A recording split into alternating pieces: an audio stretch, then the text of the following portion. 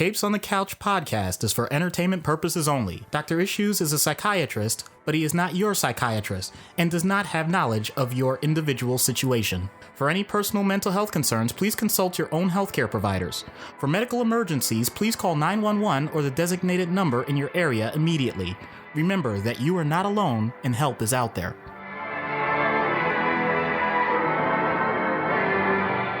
Hello and welcome to Capes on the Couch, where comics get counseling. I'm Anthony Sitko. And I'm Dr. Issues. This is issue number 63, and thanks to our president-level patron, Matt, he has selected another one of his famous, beloved, themed episodes. And this one is the history and depiction of psychiatry and psychotherapy in comic books. So I think this is going to be just a really fun and interesting episode. It's certainly even, I would say, different than any of the previous thematic episodes that Matt has selected for us. So I think that's going to be, we've got a lot of very interesting and fun examples to discuss. Before we get into that, as always, we do our little plug and shout out. And this week we are shouting out Scooby-Doo and Sister Too. Our friend Liz Sparks, who we know from the Wrestle Special and Marvel Mythos, she now has a podcast of her very own. It's with her sister Lydia. And the premise is that two sisters with nothing in common but their shared love of Scooby-Doo. Wow. And I do not like Scooby-Doo, but I do like Liz Sparks. So Wait. Let's make this clear. The views of Anthony Sitko do not reflect all the views of Capes on the Couch with regards to Scooby-Doo. Okay, that's fair. Listen, I'm one of those people, I admit, like, if you're into Scooby-Doo, that's totally cool. That's your thing. You do you. It's not my bag, but whatever. I'm not going to, crap on the fans of Scooby-Doo. There you go. All right. As long as you're not trying to antagonize people about it, I'm cool. No, I'm saying. And that's why I'm willing to shout out the episode, and I'm willing to shout out the podcast and say, listen, if you like Scooby-Doo, give them a listen because they're really fun. And again, Liz is a great friend of the show. So I always want to show love and support, even though I did zing her on Twitter and I made a comment that Scooby-Doo is a waste of, and the entire show is a waste of Frank Welker's talent and legacy. And you just... Well, no, because she said something about it. So I went straight for the kill shot. I just figured I'm just going to cut her right off at the knees, but she knows I did it with love. Capes on the Couch, where we do the kill shot with love. Can that be our new slogan? Instead of where comics get counseling, Capes on the Couch, where we do the kill shot with love. Wow. We kill you with kindness. In any case, getting into this episode, just this one was really interesting because Matt really wanted to delve into how depictions of psychiatry and psychotherapy have changed within comics over the years. And this is something that he said that we've touched upon in previous issues. We've done a number of characters that have gone to therapy, or in the case of, say, Harley Quinn, were in fact mental health professionals in their own right. But we've never really sort of tied them all together into one episode. So I think this is going to be really interesting. Now, I will say that it's been very difficult to research for this episode because every time I tried to search for therapists, comic book therapy, superhero therapists, etc., all I was getting back were returns of superhero therapy, which is a thing. Yeah. And Doc, if you want to talk a little bit about that from a professional perspective. Well, there's a couple of variations on that. One of the main premises is we all have to view ourselves as a person that's worthy of being in this world.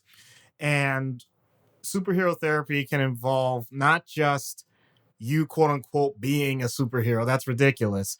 It's more along the lines of what can you do that can make a difference in your own life or in the person that you care about's life, and find a way to make it powerful. So it doesn't have to be as dramatic as a comic book would make it, but it's a pretty cool idea. And then there's just a real casual way to look at it. And I think you mentioned it in the Mental Health Avengers episode, the idea that sometimes you can take references to things like pop culture and whatnot, and you can incorporate those ideas into therapy itself. So we're not just doing something that's completely off the cuff. We are doing things that people can relate to on a daily basis.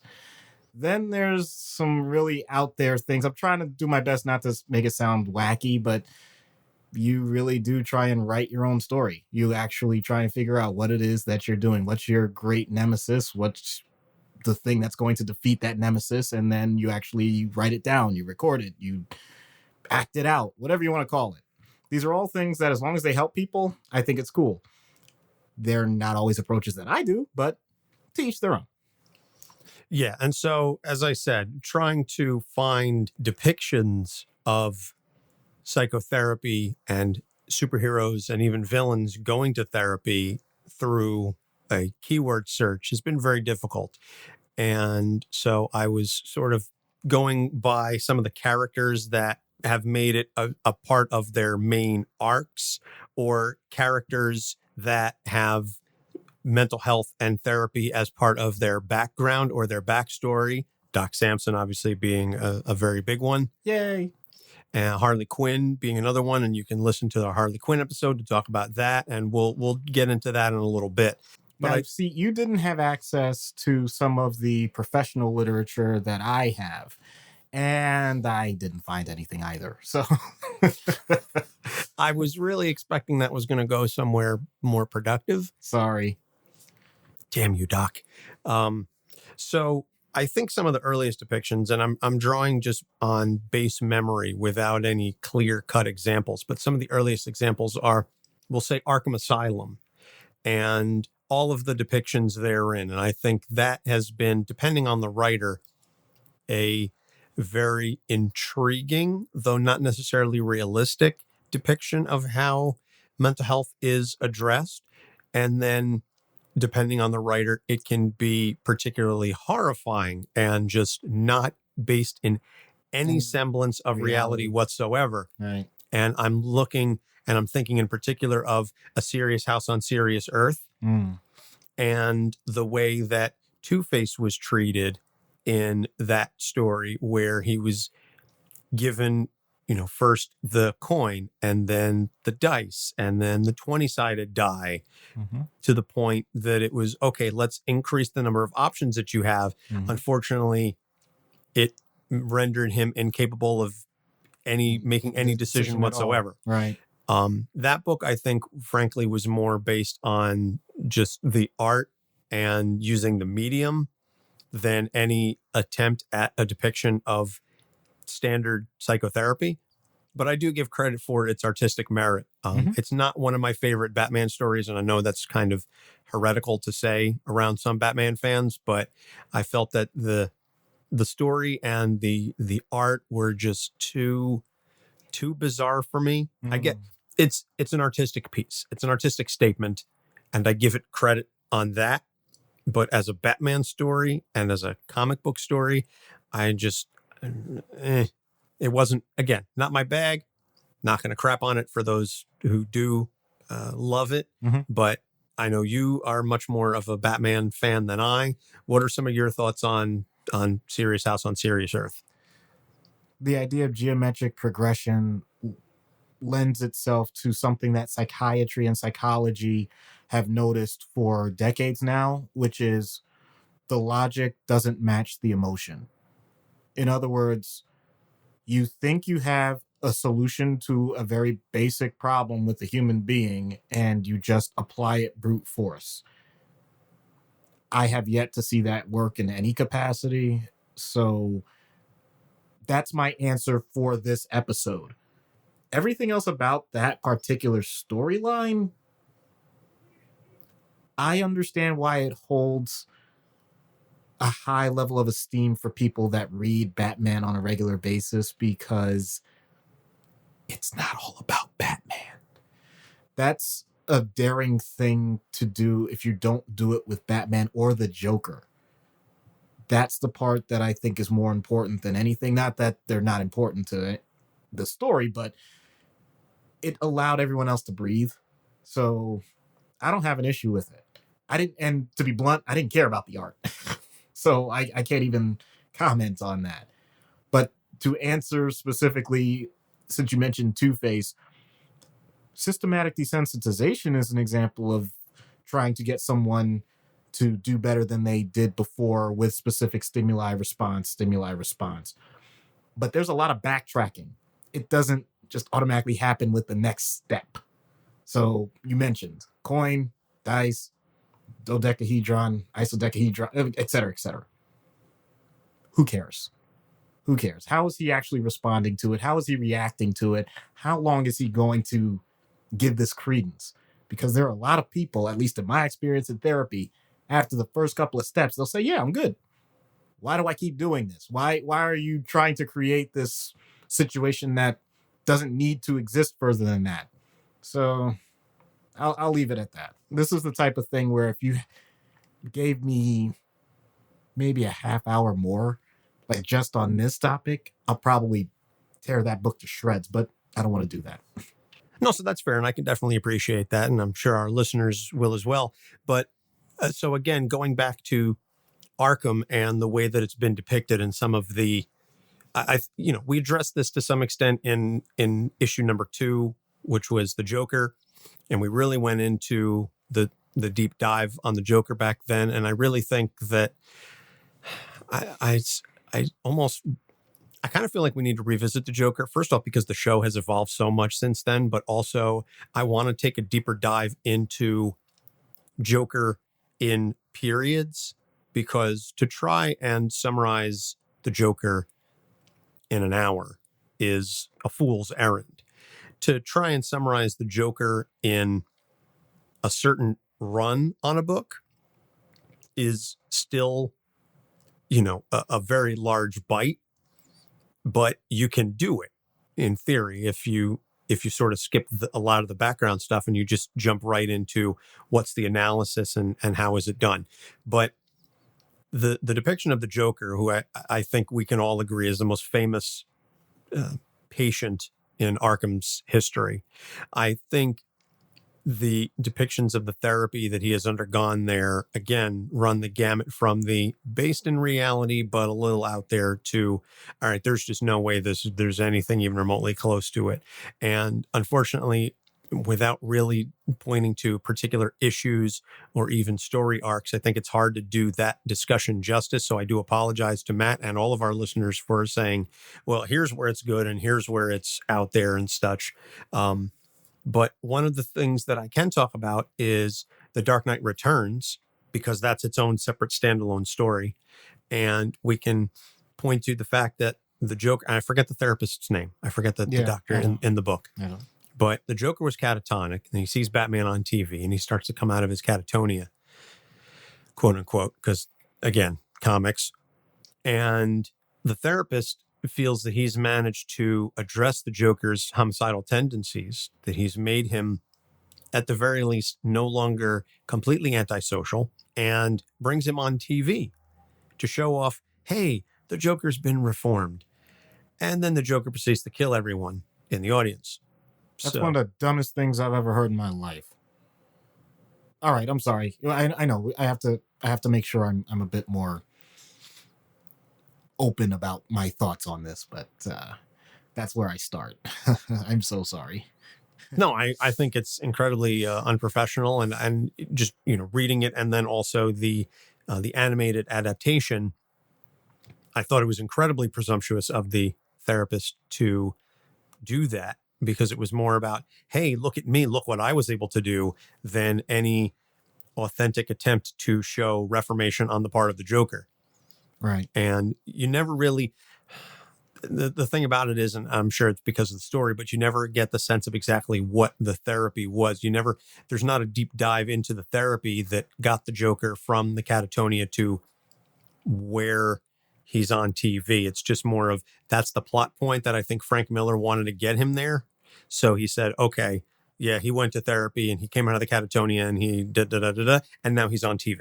Well, the way most therapy has been depicted over decades is that it's a lockbox.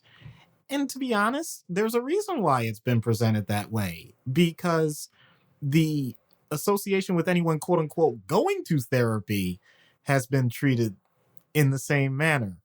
We want to maintain confidentiality for a patient. At the same time, we want to maintain our importance in society.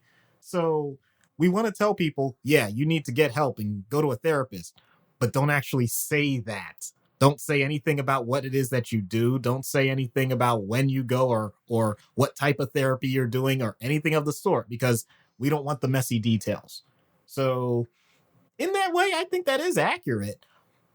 But as you've already alluded to with Frank Miller's style, in a lot of ways, he likes to hammer points home as hard and fast as possible without any nuance. That's just my opinion of Frank Miller as a whole. But in this case, it almost sounds like when I was reading it the very first time, that this therapist was sitting down with the Joker over and over again saying, don't kill, don't kill, don't kill. Killing is bad. And without any feedback from the Joker, I guess he thought that it was productive. I don't have anything to gauge that on, but I can tell you almost universally that doesn't work. If you know right and wrong from a young child to adolescence to being an adult, then that conversation really doesn't have to be had. In other words, it's too basic. And if we're going to call whatever this was, I know you referenced catatonia, whatever it was, the fact that he wasn't giving outward responses to anything means that you have to even be broader. You have to actually look at that medically first before you just dive in and say, okay, here's my special therapy that I'm going to be able to display works via TV and hope for the best. There are just so many steps that were ignored before you even get to the point of having a conversation, actual consensual conversation to say, I want to make part of this information known to the world about what we've been doing. And I want to make sure that we're on the same page about what this is. And I want you to tell me what we've been doing in therapy and how it's impacted you before I ever have a conversation with anyone else outside of this realm, outside of this hospital, outside of this office, outside of this prison. There's no indication that any of those steps actually happened. So, whoops. I guess I'll lighten up what I said. No. That's the stupidest thing I could imagine doing. So there you have it, folks. Doc, once again, pulling no punches. So transitioning then from the Joker to one of his most famous associates, colleagues, lovers, however you want to put it, Harleen Quinzel. And again, we addressed this to a large extent in Harley's episode, and we talked about Harley and how she's inextricably tied with the Joker. She was the psychiatrist who was treating the Joker, who fell victim to him, dare I say, fell in love with him, fell victim to his schemes, any number of ways that you want to put a spin on that. But from what you've been able to read, and I don't recall off the top of my head, because again, this is about 60 episodes later, did we talk about how realistically the therapy that she was, or the psychiatric ideas that she was discussing with the Joker, how realistic that was back then? Did we talk about that at all in that episode? We mentioned it, but I think it focused more on her susceptibility to someone as manipulative as the Joker, which is true for any human being. But it didn't, from what I recall, it didn't delve into the actual boundaries that a mental health practitioner has when they're dealing with a patient. And I've seen this broken in real life. So there is a realistic component to this.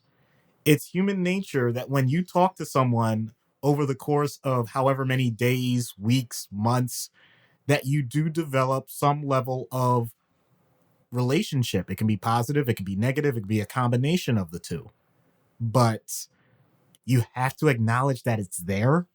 And the idea is the professional is supposed to make sure that there are boundaries that don't get crossed.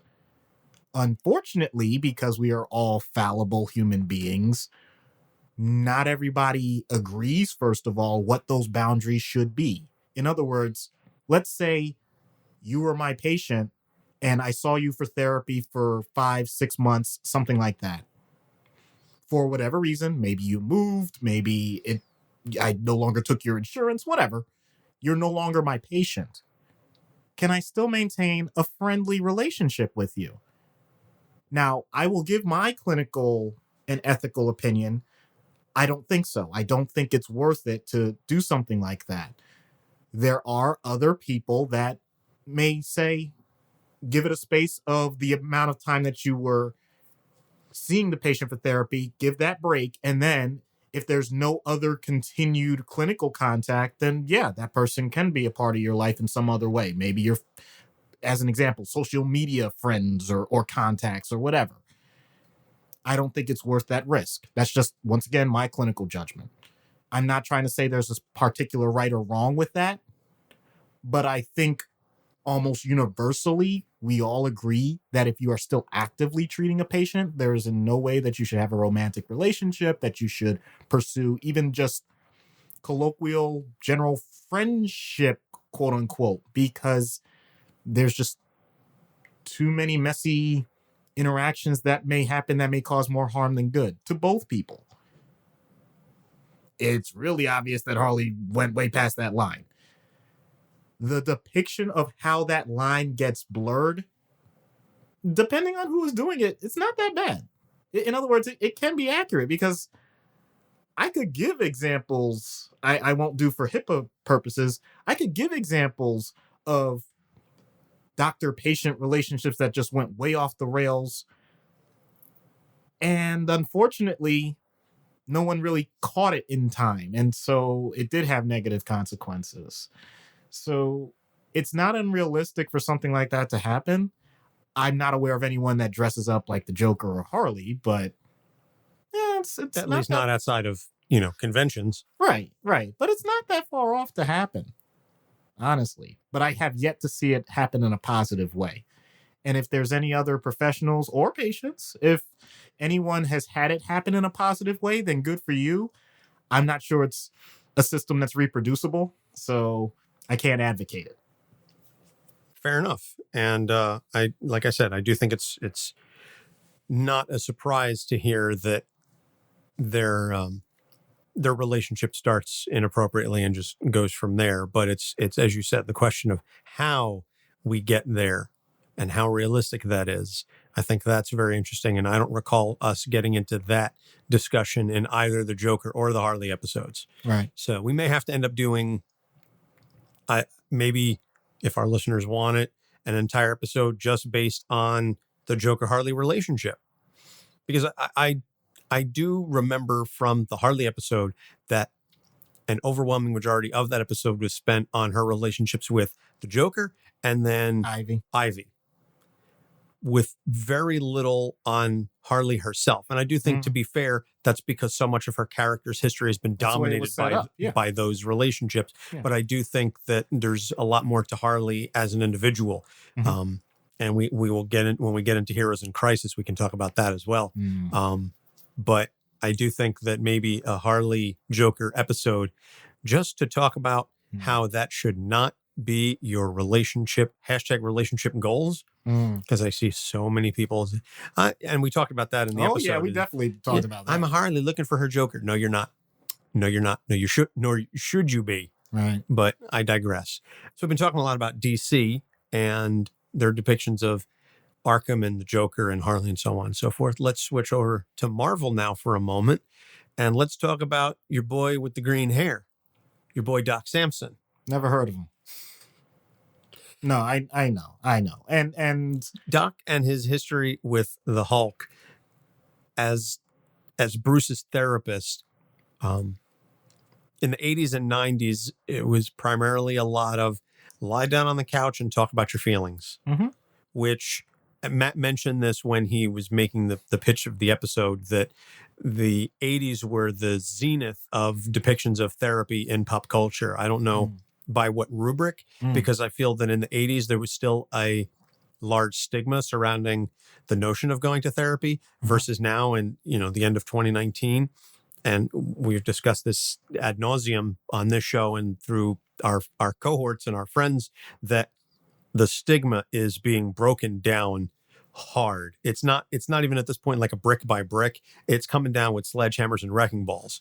So I do think it's very interesting that Matt chooses to decide that the 80s are the zenith of the depictions of therapy in pop culture. But be that as it may, the depictions of Doc Samson and the Hulk and their therapy sessions are very much in that old school, lie down on the couch and tell me, what are you thinking? Why are you angry? That mindset versus where some of the more recent therapy depictions, and we'll get into those momentarily, but you as the Doc Samson stan of the two of us, talk to me a little bit about how the character and his utilization of the profession were portrayed either realistically or not realistically in the 80s, the early 90s, the Peter David era on the character, etc. So stereotypes exist for a reason.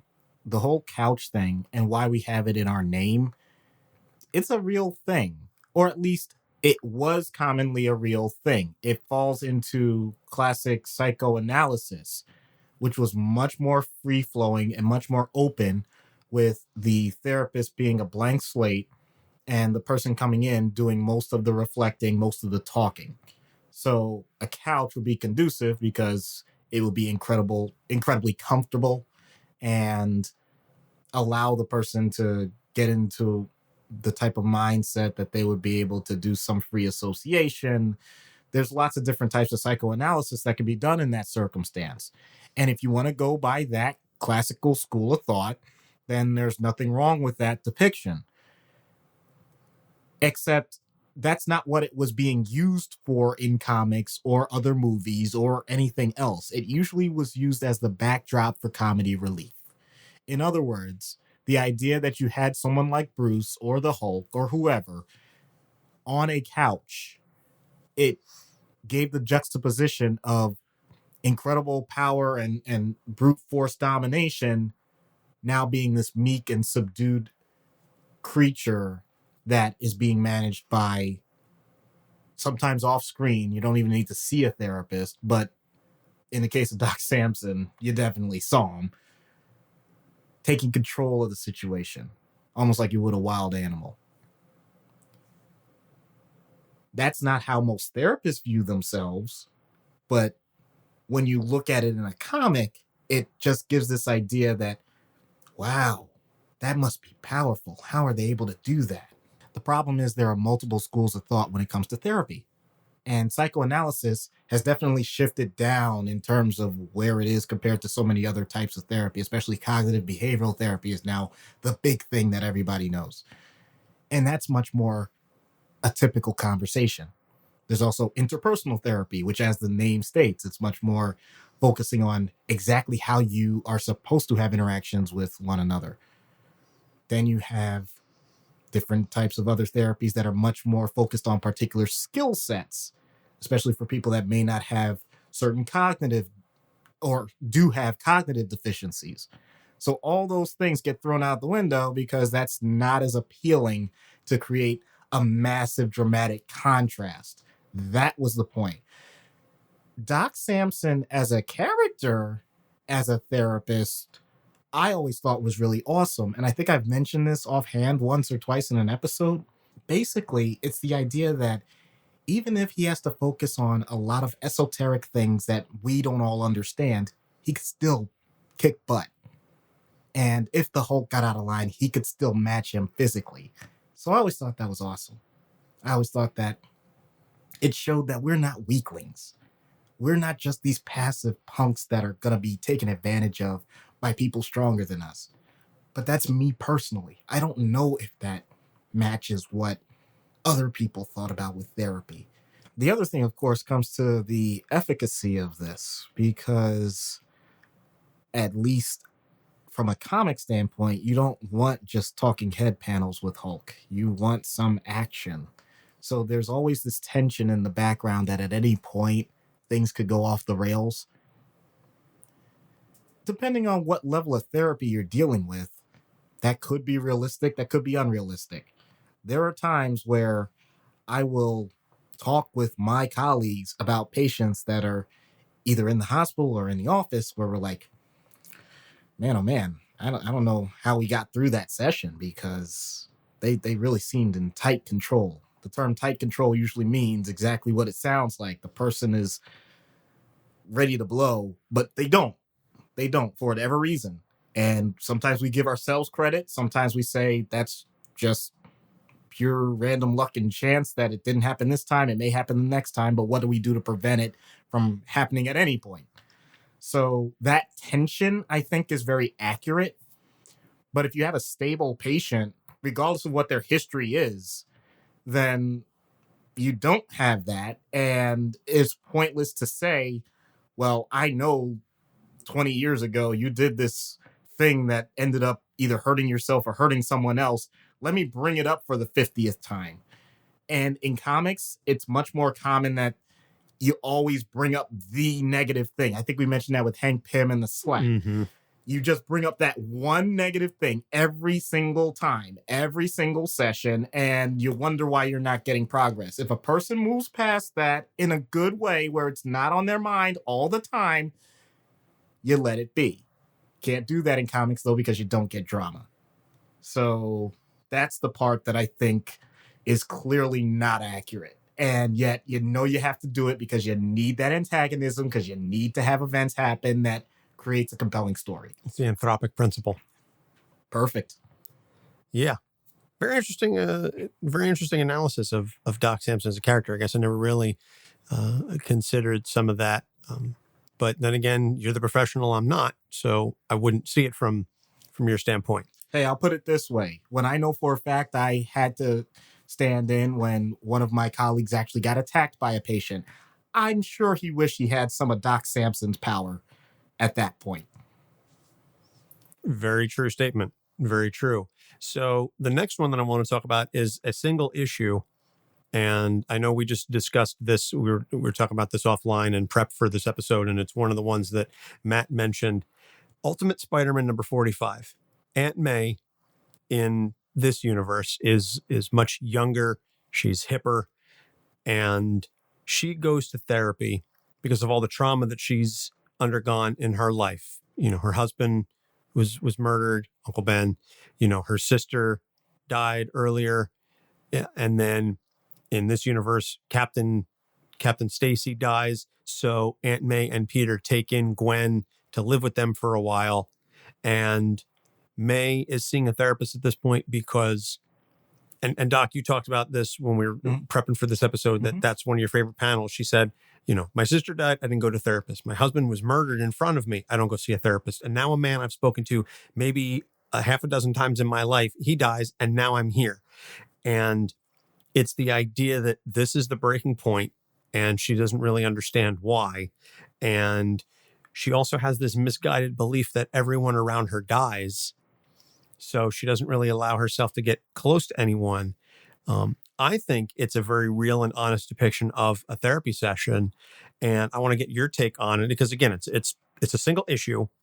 And it does carry forward some story, but basically you can read this without any real knowledge of the Ultimate Spider-Man universe, which you still should go read because it's amazing, 110 something issues, Bendis and Begley. But this issue in particular, I think it's just a nice, I forget the term for the episode. It's like an episode of a TV show where it's all set in like one set to a bottle episode. Okay. It just came to me. This is a bottle issue because it basically almost entirely takes place in the therapy session. Yeah. And I think it's fantastic. And so I want to get your take on it from the perspective of a professional.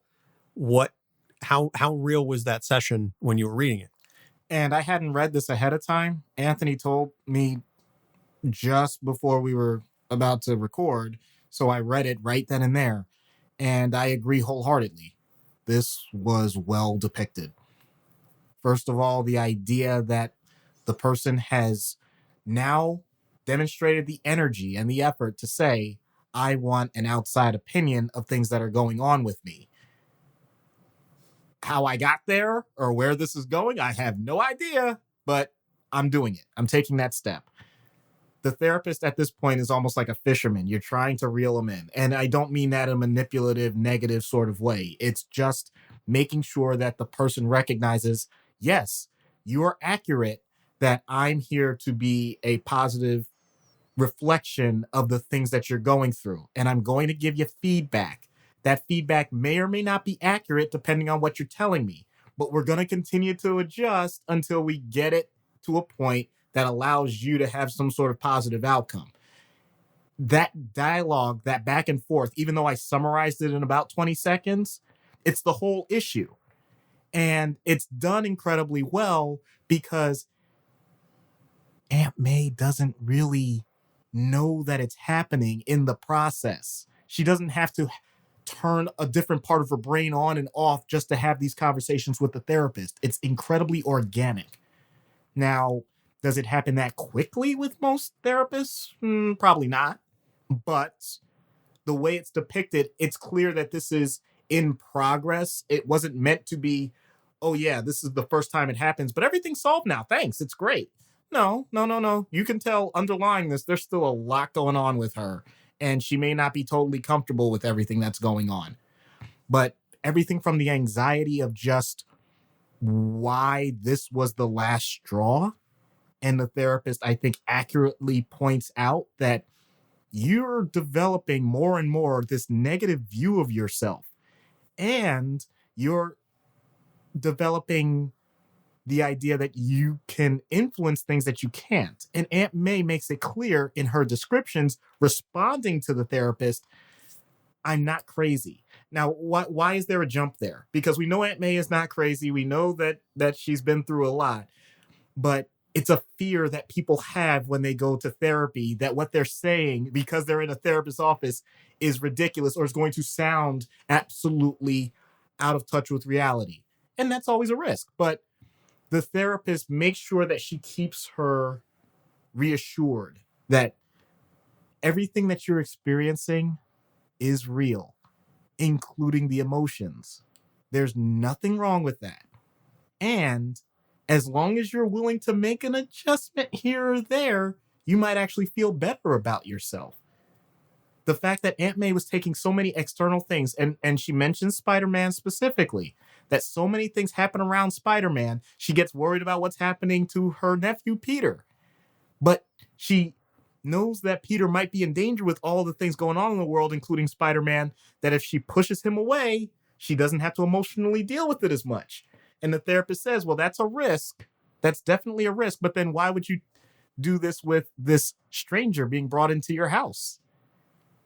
That's an interesting dichotomy. Not criticizing it, just asking, how do you reconcile the fact that you're bringing in someone on the outside while you're trying to push out someone on the inside? And Aunt May actually comes to the conclusion that, yeah, I really am a nurturer, and I was trying to find a fresh way to do it because this one is so close and it's scary. But what if I tried it with the one that's already on the inside too? And so there's a great depiction of her. I forgot exactly what the offer was. Let's go out to eat or something. I think they were going to go to the movies. Yeah, at the go end. to the That's right. Go to the movies. And he's like, oh, I have school. And she goes, go on, let's have a fun, date with your old aunt. Yeah. Yeah. And just recognizing that part of her still exists. It wasn't destroyed with the deaths that have already happened. And just the fact that she's able to take that one step and recognize that it's a good thing that she can still do that's amazing. And I would love more people to have that type of experience.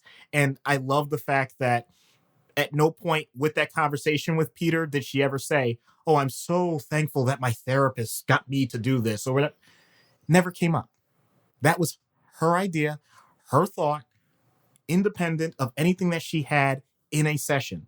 And that is incredibly realistic. It's great for a personal, professional ego standpoint to get someone to say, oh, yeah, I'm glad that my doctor or my therapist told me this. It doesn't have to happen that way. And I don't care if it happens that way. As long as the person gets something positive out of it each time, something a little bit, then kudos. And I think the flow of that conversation, all of it, I think they did an excellent job. So credit to Brian Michael Bendis for writing an amazing and realistic episode. If we ever get an opportunity to speak with him, he's a legend. That I don't know if we would ever manage to snag an interview with Brian Michael Bendis, but hey, I never thought I'd talk to Chris Claremont. Good So point. anything can happen. So we're going to take a quick break. And then when we come back, we're going to talk about 2 fantastic depictions of therapy and one kind of out there, very interesting depiction of therapy. So stay tuned. We'll be right back.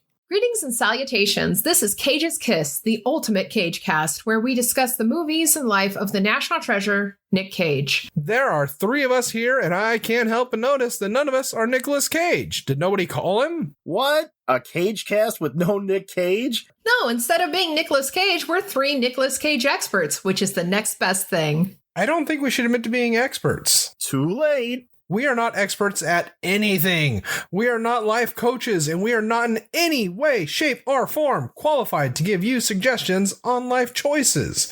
But Nick Cage is, and he's made hundreds of life choices. Seriously, I cannot stress enough just how much you should not take our advice. But we're experts. No, seriously, we're not experts. Yes, but we will be reviewing his first acting gig as Nicholas Coppola, Best of Times, which features a young and very precious Crispin Glover. And his work in Fast Times at Ridgemont High. And his work in My Nightmares. We're experts.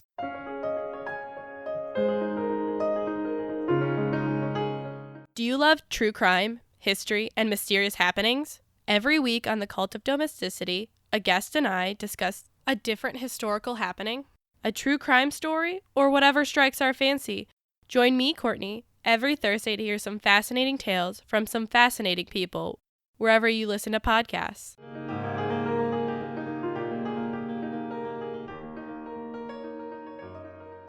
Hi, this is Robbie Thompson, and you're listening to Capes on the Couch. And we're back. So normally this is the part of the episode where thematically we talk about, okay, let's get into treatment. But since there is no issue here, there is no treatment that we can discuss, let's just continue.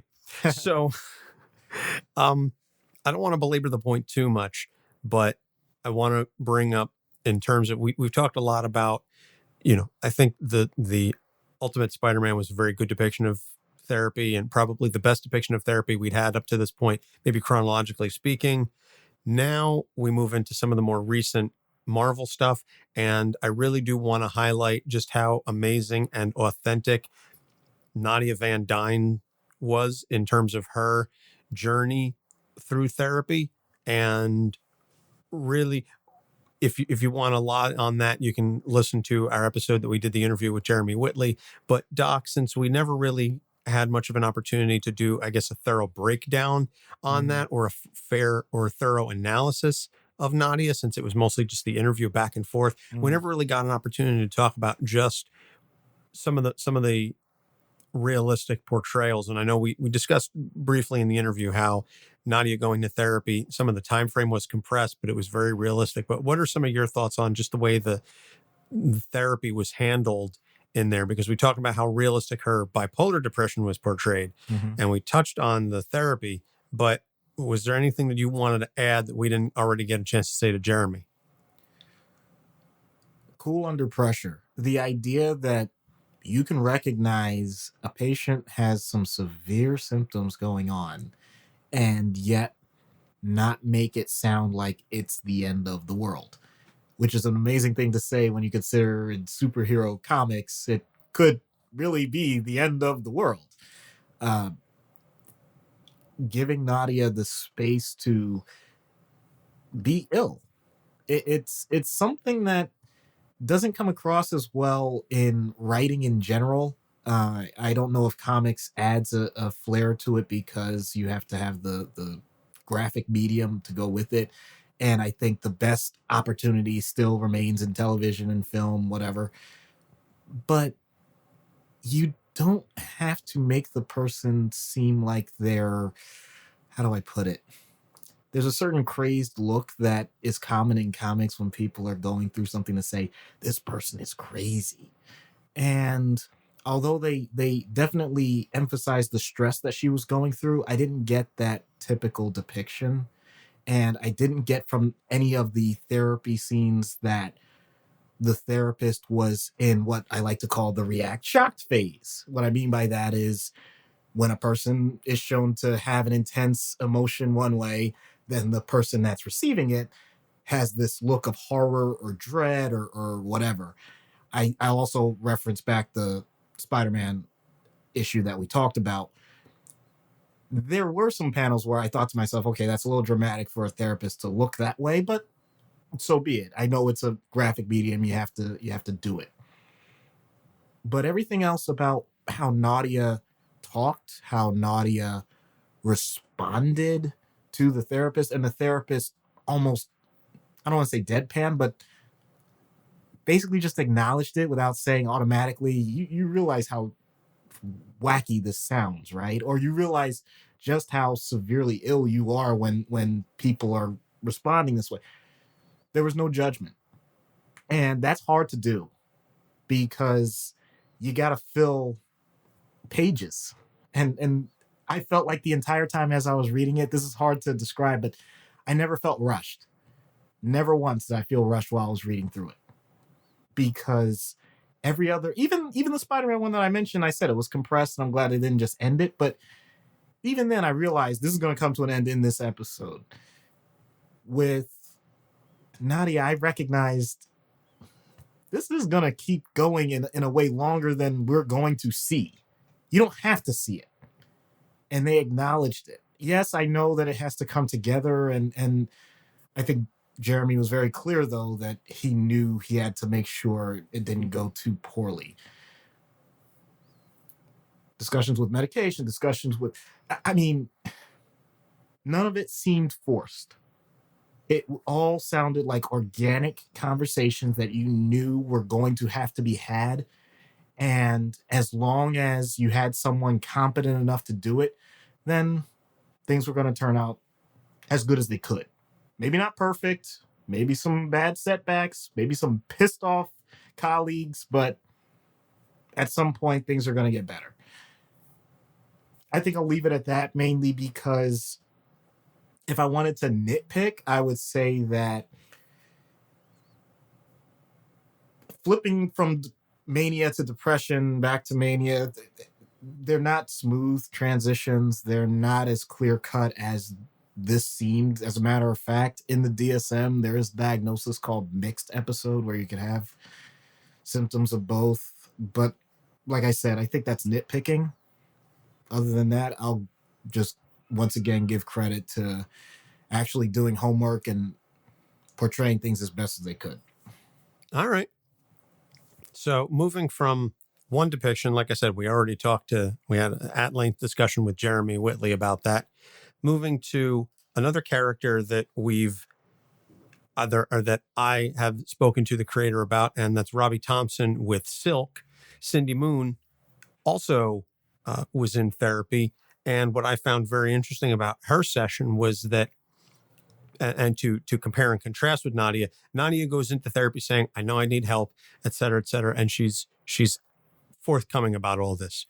Cindy's first session, and it's depicted in a handful of panels, Cindy's first session is an hour of silence, or a half hour, 45, whatever the session length is. Mm-hmm. It's silent. And then at the end of it, Cindy says, all right, well, see you next time. And Robbie said, because his father is a therapist, or was a therapist, and you can listen to our episode. I forget, it's one of the New York Comic Con ones. I forget either one or two. He said that's a real thing that happened. Or his dad said that's a real thing that happened, that patients would come in and they wouldn't speak, but then at the end they would book another session. And so that said to, Dr. Thompson, Mr. Thompson, whatever, that this person they acknowledge there's an issue. They're not ready to talk about it just yet, and I think it is a sign of a good therapist that the therapist acknowledges you're not ready. I can't force you to go where you don't want to go. I'm here when you're ready. And so from your perspective as a mental health professional, how is that? Because I really came to like Dr. Sinclair, who's Cindy's therapist, as a character. And I really enjoyed the sessions, and any opportunity that I got to read Cindy in therapy, I thought was very good. So I'll stop talking now. I'll let you go. Well, I'm not going to lie about anything. I really hadn't had a chance to read the run. but I enjoyed the description you gave to me of that particular session because, yes, that absolutely does happen. And this is where I'm going to give a little peek behind the curtain from the professional side of things. That can be torture because by our nature, most of us want to help and we want to do something. So, especially depending on the personality of the therapist or the professional, that can be draining because we want to jump in. And some of us do jump in. And some of us do get frustrated. And some of us do make the threat of, well, if you're not going to say anything, then I'll just see you next time. Still leaving the door open to see the person again, but almost giving that hint like you're wasting both of our times here. I'm not pretending that every therapist could do what Mr. Thompson did. I can't claim that. But I know for a fact that it does happen, and I give kudos to whoever is able to manage that, depending on the length of the session. I'm going to be honest, and I'm going to give myself the ultimate cop-out here. I work in a hospital setting, so usually people are already in severe situations, and I acknowledge that they may not want to talk about those. However, there's one major strong impetus that allows them to potentially talk about something, provided they're not in a catatonic or psychotic state. They want to get out of there. So the point is, if you know why you're here, or if you don't know why you're here, you're going to find out pretty fast because we're going to tell you. And if you want to get out of here as soon as possible, then we have to start addressing it as soon as possible. So that motivation usually leads to a lot less silence. So I haven't had this happen to me personally that often, and not for that long a period of time. But if you do, and if you're able to endure it, that's amazing. Absolutely amazing. I have to be honest with myself. I don't know. I don't know if I could do it that long. I don't think you could. I don't. That's not. And that's not a knock on you as a professional because I've never encountered you in a professional capacity. So Right. there may be a completely different side of you Right. that you have when you're at work. Right. But knowing you as long as I have and as close as I have for 25 years, Yeah. I don't think you could sit there for an hour with your mouth shut. Nope. I sure as hell couldn't sit there for an hour with my mouth shut, but we both know I'm no mental health professional. And it would be worse if I actually did, because I'll tell you why. That means that I would have my mind on other things. And that's not fair to the patient. My mind should be totally focused on that patient. My mind would be, if I actually sat there and said nothing, that means that I guarantee you am either looking at my list of things to do for the rest of the day or some other random idea that I have in my head that I want to flesh out more, or something else that is taking me away from the patient. And that is not good. That is not healthy for them. That's not healthy for me. So it may be a situation where I do try it for as long as possible, but at the same time would try and give nudges here and there just to get something. Even if we're not talking about, and this is just my comfort level, even if we're not talking about the major issue at hand, we're going to talk about something. And whatever it is, if it's just this random casual BS that I, to be honest, hate, I'd rather do that than just the dead silence. I'll admit that that's really rough for me. That's just, So did you see the game this weekend? Exactly. Just whatever I can So find. crazy weather, huh? Usually it's something that the person has. If it's a tattoo, if it's something they're wearing, like in your case, it would be super easy. It's like, wow, tough mudder shirt, huh? All right. Is that a one and done, or you do that, pretty often? What's going on with that? Yeah, just to get the ball rolling. I can't help it. I would give maybe a few minutes. That's about it. Well, as you said, it's individual to the therapist. And so, as you said, kudos to Dr. Sinclair, and kudos to Robbie Thompson's dad for having the ability to sit there in silence and to do that. That actually harkens back to what I mentioned before with psychoanalysis. There are some forms of psychoanalysis. If that's really what the person does, then you just let it happen. And even in my training, I'll admit I was terrible at it, which also points out, I think we've done this before, but if not, I officially do want to say this. It's okay if you're not getting along with your therapist or you think that the fit isn't matching. You can always try and find another person. It's okay. The idea that we are all exactly the same and we do all the exact same therapies and we all have the exact same mindset, is ridiculous. So please, I would say don't quit someone on a first session unless you feel like there's something that they did incredibly egregious, in which case, if it's that egregious, then maybe you need to contact the board or something. If it's simply a matter of your personalities didn't mesh, or they have a technique that you've had before and it didn't work, or whatever, just keep an open mind. Go to a couple of sessions, still not working. Be honest with the therapist about it so that they can also appreciate the feedback, and together you work on finding someone that's going to help you. Just saying. All very excellent points. And I suppose, we're all friends here. We're all close, I suppose, you and I as and the listeners. I've been looking for a therapist now for a couple of weeks, and that has not been easy because the first therapist I reached out to is no longer accepting new clients. So, which is unfortunate. The second therapist I reached out to through a website said, "Oh yeah, I'm available. Give me a call." Because I said, I just want to talk to them for like 10 minutes or so on the phone because I want to get that feel. Mm-hmm. I want to talk to them, just give them a quick rundown of what I feel some of my issues are, and get that vibe. I sent them a text.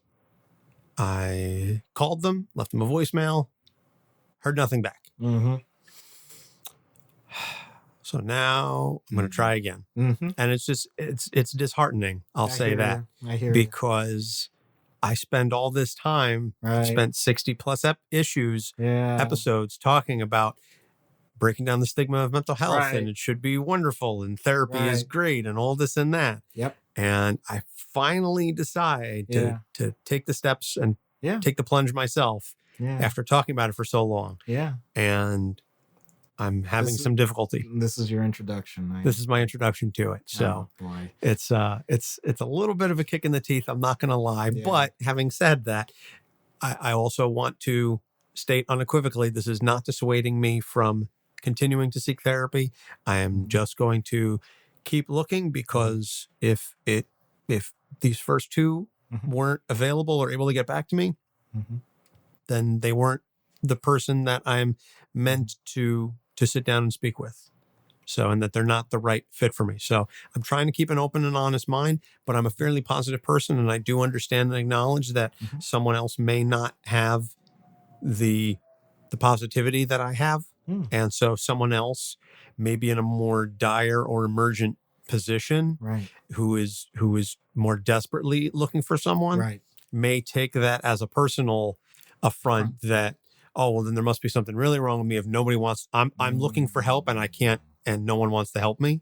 So, it's just one of those things that, like I said, if, just taking those like 2 minutes to just talk about me, which I apologize because we're not here to talk about me, but never apologize for trying to better yourself and giving insight into the clear negative points that still need to be worked on in the mental health field as a whole. And that's something that I'll admit, we are trying to get a positive message out, but at the same time, we also want to get a realistic message out. And as you said, on an outpatient basis, it can be incredibly difficult. I can tell you within my own system, we are short on psychiatric nurse practitioners, psychiatrists, everybody in the field. We need more. And it's a shame that we unfortunately are living up to that stigma of, we will gladly fix all of your problems in the 6 months that it takes for you to wait to see us. It's a shame. It's not right. I know it's not right. But at the same time, I also know why it's taking that long, because we really are seeing as many people as we can, as often as we can. And we know that, unfortunately, the way that many people do get into the system is not the way that they would want to. And I'm willing to acknowledge that the stereotypes of things like Arkham and all of that developed not just out of creators' minds. It also stems from some of the horrific injustices that have happened in the name of mental health in previous decades. So I'll admit, I know I gave my opinion on the things that may be wrong with how they're depicted, but it would be naive of me to say that those depictions came in a vacuum. So I'm willing to take that challenge upon myself, even if it wasn't specifically me that did them. I know that that's also what I'm carrying forward. And there's another part to this that, since you brought that up, that I'll bring up as well, which is when we talk about good fits, it's very interesting to see the reaction that people have to me when I introduce myself as I'm not going to give my real name, but Dr. Issues. They can't believe I'm a doctor for many reasons. I'm not going to get into that part, but just even that people have these preconceived notions of what a psychiatrist is can really throw things off.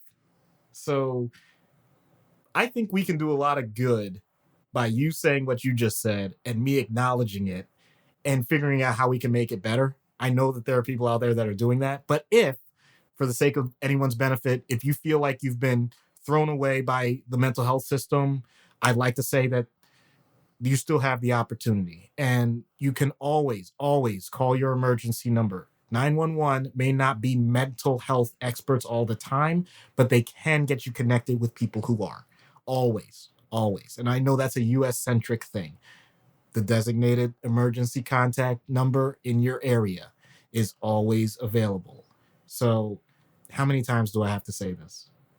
You are not alone. You matter. And help is out there, yes. Or as ignorance was bliss, Kate always says, you matter. And if you're on our Discord server, there is a bot now that will offer resources, and it was put together by our friends over at Guardians MH, formerly Project Guardians, that they put it together with links and availability to offer resources if you are going through anxiety, depression, suicidality. So I would encourage you to if you are a Discord type person, if you're interested in that and chatting with members of our fan community, you can go to our website. I'm not using this necessarily as a plug opportunity. I'm just saying this more matter-of-factly, tinyurl.com/Capes Discord, capital C for Capes, capital D for Discord. You can sign up there, and we'll also encourage you to check out the server over at Guardians MH. I don't know what it is offhand, but you can do a internet search for it and go there, and they have a very large community, and there are resources available because Guardians MH is a 501c3, and they are definitely interested in helping, and we are interested in getting our listeners as much help as is needed to address your particular concerns. So, you know, what's interesting, you mentioned all of this. I know it was initially to talk about yourself, but I think it actually serves as a pretty good segue into the next topic. Yeah, the next topic I was going to say, and the last one we're going to address in terms of comic book depictions of therapy and mental health, is Heroes in Crisis, which was just finished not that long ago in DC by Tom King. And the notion here is that Sanctuary was set up by the Trinity, Superman, Batman, Wonder Woman, as a place of respite and healing for heroes to unburden themselves of some of the things that they've dealt with, because heroes see and do and undergo a lot of trauma naturally, as I'm sure you all can understand. And so the place was set up to be anonymous. It was set up basically with technology, that you were welcomed into this house, and the technology offered you the opportunity. It was Kryptonian tech from the future, because comics. And it offered each client, I would say, client, patient, I don't really know how you want to put it. That sounds like mental health as a whole right now. Okay. It offered them the opportunity to undergo treatment in whatever way that they wanted to go. If you're a Marvel fan, or if you're an X-Men fan, it's almost like the Danger Room, but for therapy, so that you could use the tech to create whatever scenario you wanted to create for yourself, create whatever personal encounters you wanted to have with whomever. If you wanted to fight it out, you could fight it out. If you wanted to talk it out, you could talk it out. The tech was available to create anything that you wanted, and it was completely anonymous. And so you spoke to the camera, almost like, confession cam on your average reality show. and all the data was supposed to be anonymous. It was all supposed to be destroyed. And then Wally West, he Wally Wested up. he Sorry. he Wally Wested up.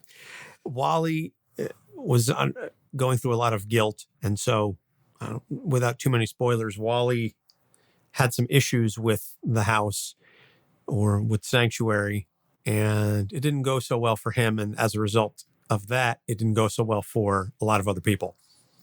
And so when we just talked about Arsenal a couple of weeks ago, and I said, "Oh, Arsenal, Roy died in a rehab house." That's where he died. Yeah, well, because I hadn't read Heroes in Crisis yet. Well, before we recorded, Anthony basically admonished me saying, "Why wouldn't you tell me that?" I legitimately just wasn't thinking about it. But also, this was like a fresh thing, and I haven't read Heroes in Crisis straight through, so I can't pretend to say I remember every detail. But to just jump in on this, I like the thought experiment of how Heroes in Crisis was portrayed, because more and more we're getting into an algorithmic society, and healthcare in general is trending towards that. There are now bots that pretty much can do basic X-ray reading, which is supposed to be an assistant to a radiologist. So some of the things that we think of that are so far-fetched may not be. Some people in general, especially in the manufacturing industry, are concerned that their jobs are going to be taken by AI and all of that. I think everybody should be worried about that. I'm not going to get into a political thing about, that's not what I mean. What I mean is technology and just knowledge in general, as it changes, we try and apply it in ways so that we make fewer mistakes.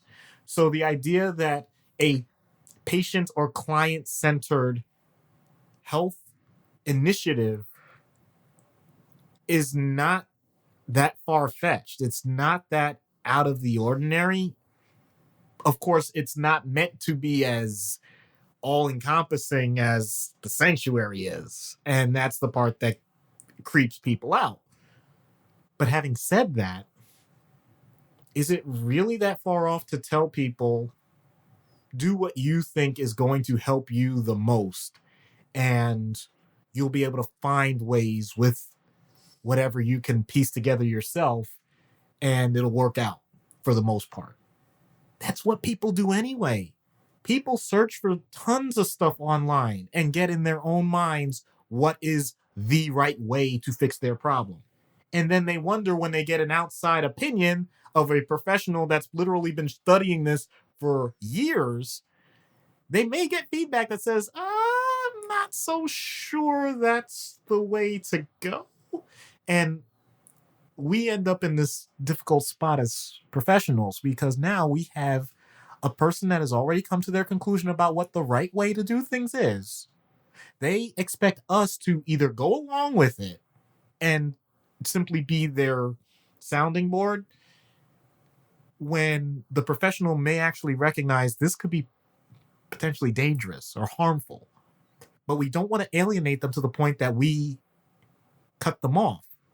Similar to the discussion we had about whether or not people are fits, that's fine. That's one part of it.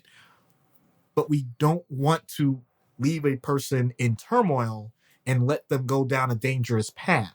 So we may actually have to hold on to a patient that may not be a perfect fit for us, because we know that leaving them in limbo is worse. So to speak specifically to someone like Wally, who clearly was a bit overwhelmed, I'm really being as vague and when I say he Wally Wested up, I mean that. It's interesting when someone feels like they have no other recourse and just have to do things a certain way, and they know that it's going to work. And when it doesn't and things go bad, they just double down and just hope nobody notices. I don't even know what to say to that. I've never seen that work before, and I don't think it's ever going to work. The idea that you can just do everything yourself and fix it. If I thought that were true, I wouldn't be doing what I do right now.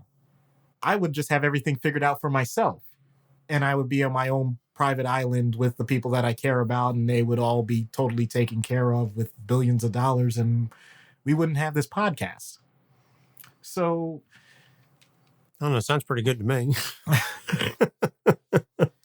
I will say, though, because I don't want to just completely rag on Heroes in Crisis, I will say, as with most DC main Trinity-themed topics, it comes from a real positive place. And this run contains one of the best descriptions of just emotional health and well-being from Superman that if you haven't read it, you should, because it allows for people to recognize, forget superheroes, forget all of that day-to-day life can be a real struggle. And we all are looking for answers. And unfortunately, we don't always get the opportunity to look for answers in a safe place. And they were trying to create that. So don't knock them for trying. You can put blame where you want that it went wrong, but at the same time, we have to keep putting forth that kind of effort. So I think I don't think we're going to see something like the Sanctuary ever happen, but I wouldn't be surprised if we get to the point where the first thing that you do when you see, be it your primary physician or a therapist or a doctor, you get a certain electronic checklist, you write out, you don't even have to do like little check boxes, you write out certain things that are concerning you, and then based on that, you end up with a template of potential things that you may need to work on, and that's what you show, and the professional responds to that with things that they specifically think are important for you and how you could implement that in a long-term plan together. I think that's where the meld is going to come in. So the premise itself is not that bad. Just my opinion. Well, the thing that I just read it like this morning. Mm-hmm. Two things I noticed. One, it is a Trinity focused storyline, but Wonder Woman doesn't do jack in the entire story. It's Batman, and then Superman is dealing with everything because Lois is getting the confession videos. Again, I'm trying not to spoil too much, but I just found that this story didn't really give much to Wonder Woman other than saying, oh, this was built with, Kryptonian tech, and then Batman's efficiency and the compassion of Wonder Woman. So like they pay her some lip service, but other than that, she plays next to no role in the story. But beside that, two other things I noticed then. One, I really enjoyed Superman's, at one point he's talking to Lois and he says, so, I thought I was Clark Kent, raised by Ma and Pa Kent, whatever, da-da-da-da. And then I come to find out I have these powers and I have these other parents. So now am I Clark pretending to be Superman? Am I Superman pretending to be Clark? Or am I this third entity? Who am I really? And I think that's the eternal question for Superman as a character is who's the facade? Is it, Clark or Superman? I like stories where Superman is the facade and he's really Clark, versus Batman and Bruce Wayne, where Batman is the real and Bruce is the mask and so on and so forth. Mm-hmm. But the other thing that I noticed and I liked as a conceptual storyline is that when the public finds out that Sanctuary exists, they panic. Mm-hmm. And Superman and then Wonder Woman, I guess, and really one of the only big things that she does throughout the storyline is they give a press conference saying, yes, there is a place for this and we need this. Mm-hmm. And I hope you understand that this shouldn't concern you. This should make you comfortable and this should put your mind at ease that there is a place because of everything that we have to do. And the fact that we still go out here and do this with the support of, this place of healing and so on and so forth. Mm-hmm. So I thought that was a very interesting angle on it to incorporate the notion that the public in this world, in this particular DC universe would be scared to know, oh my God, Superman's seeing a therapist, like that notion. Yeah. And I think that it does a great service to the story both in universe and then out of universe to sort of pay homage to the notion that we're trying to break down the stigma. And again, that no matter who you are, everybody can benefit from seeing a mental health professional. And then you just get, I like throughout the issues that the various bits and pieces of the confession cams. And I particularly enjoy, you said you didn't read the whole thing. So I think this is later on. This is probably like 7, 8, 9. But each of the Robins does a confessional. And so Tim. Oh, so it's a round robin. But Tim is like so I think it's Tim, Dick, and who's the other one? Jason? Jason, thank you. I was like, we just did him. What's his name? Right. Tim. So Tim, Dick, and Jason are each saying, oh, well, this Robin is, the funny one. This Robin is the smart one. Which one am I? And they include Damien in there. So they're like, so Tim is like, Jason is this, Dick is this, Damien is this, but so who am I? Then they get to Damien and he goes, yeah, so what? So Damien's tactic is, it's all focused on him.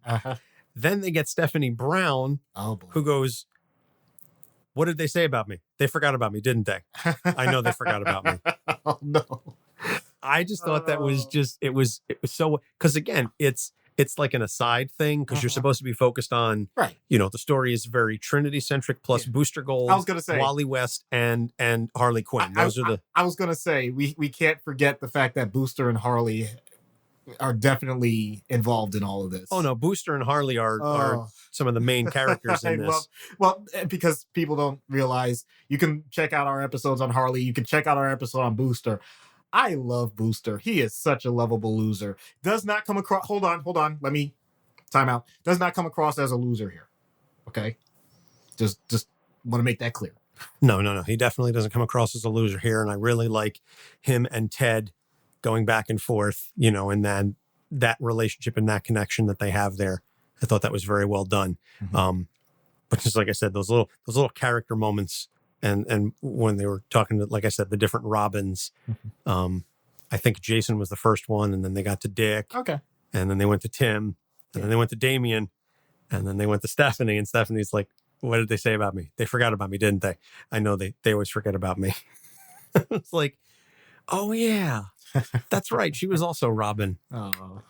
So I think that's going to about wrap it up because, in terms of, I guess, recency, we sort of went chronologically. And I mean, Heroes in Crisis ended in, I think, May. Yeah. So. And there are plenty of examples that we didn't even get to. I mean, Hugo Strange is clearly, mental health, quote unquote, professional. Then you got Scarecrow. I mean, we've done episodes on we did an episode on Scarecrow, but just saying, there are plenty of other opportunities to talk about this stuff. We're not saying that it's totally exhaustive. But the conversation itself is always great to have. Yeah. And, this is definitely a topic that we can revisit at a later time with additional examples. But, in the interest of time, we're just trying to keep this to roughly an hour. So having said that, we'll just about wrap it up then. So thank you to Matt for suggesting this. If you want to become a patron like Matt, you can't reach that level because those levels are closed off. But if you want to be like Matt, you can go to our Patreon page at patreon.com/capes on the couch and you can subscribe. And at the $1, $3, and $5 levels, you can access some additional exclusive content, which we very much appreciate. We are currently doing a sticker giveaway. I forgot to mention this at the top of the show. I've made a note, mention this at the top of the show, and I didn't, but I'll mention it now. If you listen to us on a platform that allows you to rate and review the show, typically either Apple Podcasts or Podchaser, and if you leave us a rating and review, and you send us a screen cap of your review with your address, we will send you a sticker because we appreciate that. And the more folks who rate and review our show, the more additional people will get a chance to hear it. And that's really what we're about. So we want to say thank you to all of our fans for liking and rating and reviewing our show. And you can find us additionally on social media. We are basically everywhere at Capes on the Couch. You can find us wherever you listen to podcasts. Just do a search for Capes on the Couch. If you have any questions about the show, you can email us at capesonthecouch@gmail.com. So our upcoming episodes, we've got 3 more episodes coming up, and then we're going to take our holiday break. So our patron Ariel, who had previously requested Arsenal, and we just did Roy Harper a couple of weeks ago to follow up on the Archer theme. She wanted us to cover Oliver Queen. So we're going to go from Speedy to the Green Arrow. And so we're going to cover him. And then the next episode is one that I am very much looking forward to. And Doc and I, we had a slot to fill in the schedule. And so we said, why don't we do this one? Yeah, let's fill it to the max. Bum, bum, ba-dum, pew. Yes, we're going to do The Max, who was just announced that apparently Channing Tatum is going to be responsible for bringing a new version of The Max to screens, either TV or streaming. And then so we're going to close out our season, or we'll at least take a little holiday break for a few weeks with Robbie Reyes, Ghost Rider, because that will be episode 66. And as I mentioned, tack another 6 onto it, and you've got yourself a hell demon. So I think that's just going to about wrap it up. So, Doc, anything you want to say before we leave? Psychiatrists are pretty cool people. Just make sure that the media portrays us that way. All right. I agree. You are very cool people, aside from the people who won't see me as a patient. But I just had to throw that zinger in there. Mm-hmm. So, but I digress. For Doc Issues, I'm Anthony Sitko. Thank you so much for listening. We'll see you next time. Capes on the Couch podcast is for entertainment purposes only. Dr. Issues is a psychiatrist, but he is not your psychiatrist and does not have knowledge of your individual situation. For any personal mental health concerns, please consult your own healthcare providers. For medical emergencies, please call 911 or the designated number in your area immediately. Remember that you are not alone and help is out there.